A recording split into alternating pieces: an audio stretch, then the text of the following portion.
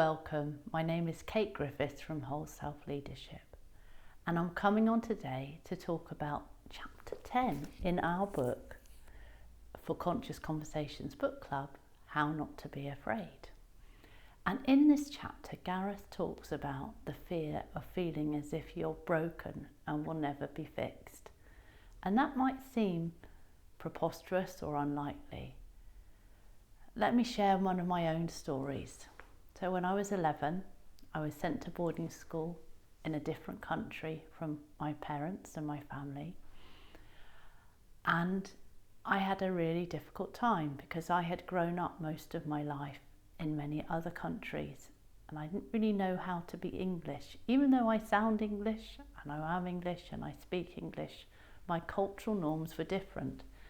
And children are pretty cruel because they pick on anyone that's different and looks at things differently.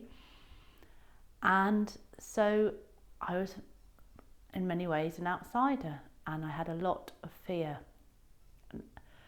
And so that was the start of my life. So I felt pretty broken, and education at that time for me was very old-fashioned. So things were written on a blackboard and it was copy it down exactly, learn it and regurgitate it. There was no real encouragement to think about what you were writing or question it in any way. And it kind of takes me to what's at the very beginning of Gareth's chapter, which is a Margaret Mead quote, which goes something like this: children need to be taught how to think, not what to think. And I really agree with that to a degree. Where my reservation comes is I think that children actually already have an intelligence.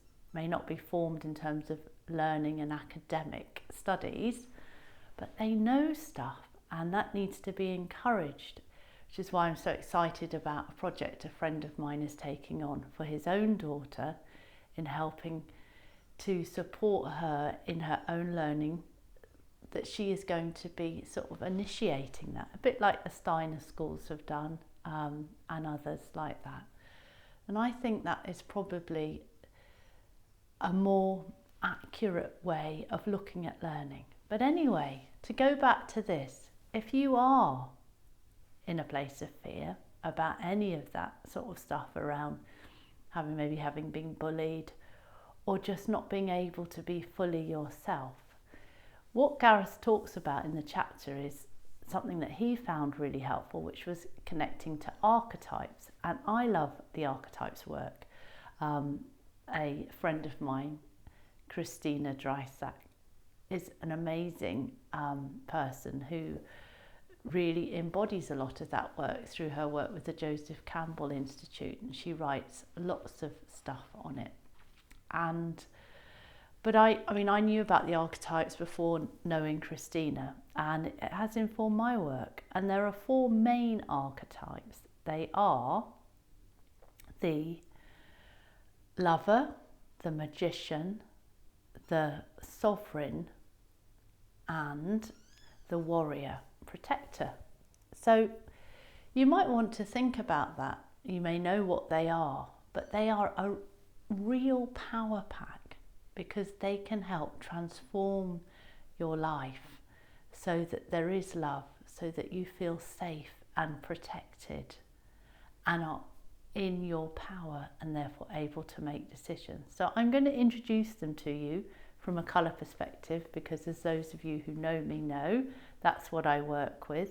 And just look at these 4 bottles as they come up and see which one is calling you. Which one are you really drawn to as you look at these?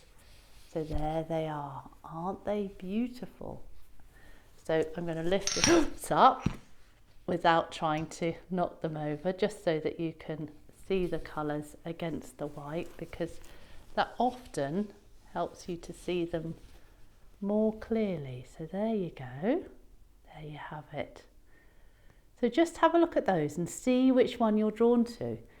And if you want to know more about what that means, then put a comment at the bottom of this video and I will share some insights with you, because it's all about getting these 4 primal archetypes balanced. Okay, thanks very much for watching and have a really good week, and speak to you soon. Bye for now.